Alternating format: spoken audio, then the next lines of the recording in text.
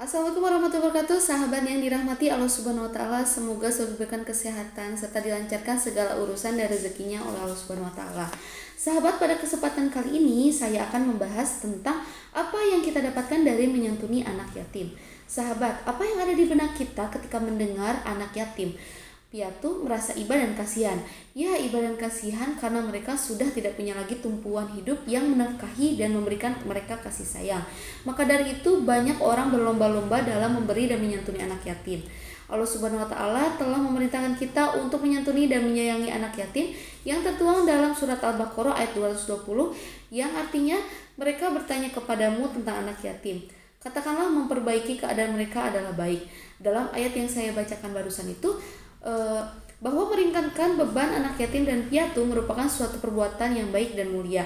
Banyak sekali hal positif dan keistimewaan yang bisa kita dapatkan jika kita gemar menyantuni dan memberi nafkah kepada anak yatim. Berikut 3 hal yang bisa kita dapatkan dari menyantuni anak yatim. Yang pertama adalah mempertebal iman dan takwa. Seperti yang dijelaskan dalam surat Ali Imran ayat 133 dan 134 yang artinya, dan berserahlah kamu kepada ampunan dari Tuhanmu dan kepada surga yang luasnya seluas langit dan bumi yang disediakan untuk orang-orang yang bertakwa, yaitu orang-orang yang menafkahkan hartanya baik di waktu lapang maupun di waktu sempit, dan orang-orang yang menahan amarahnya dan memaafkan kesalahan orang. Allah menyukai orang-orang yang berbuat kebaikan. Dari ayat tersebut dijelaskan bahwa beramal dengan menyantuni anak yatim adalah salah satu cara kita untuk menyedekahkan harta kita di jalan Allah, yang tentu akan menambah iman dan takwa kita kepada Allah Subhanahu wa taala. Dan yang kedua adalah memperoleh perlindungan di hari kiamat.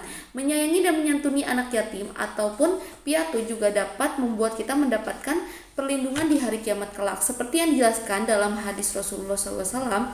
Demi Allah yang mengutusku dengan kebenaran, di hari kiamat Allah Subhanahu wa taala tidak akan mengazab orang yang mengasihi anak yatim dan berlaku ramah kepadanya serta manis tutur katanya.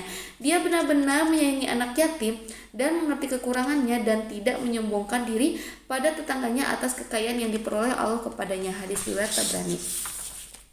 Dan yang terakhir adalah terpenuhi kebutuhan hidup. Rasulullah SAW bersabda, yaitu, barang siapa yang mengikutsertakan seorang anak yatim di antara 2 orang tua yang muslim dalam makan dan minumnya sehingga mencukupi, maka ia pasti masuk surga. Hadis riwayat Albani. Yang artinya adalah bila kita menanggung hidup seorang anak yatim sama halnya berinfak di jalan Allah Subhanahu wa taala, dan Allah akan memberikan kita kelapangan dalam rezeki. Sekian yang bisa saya sampaikan, semoga bermanfaat. Mohon maaf bila ada salah-salah kata. Wassalamualaikum warahmatullahi wabarakatuh.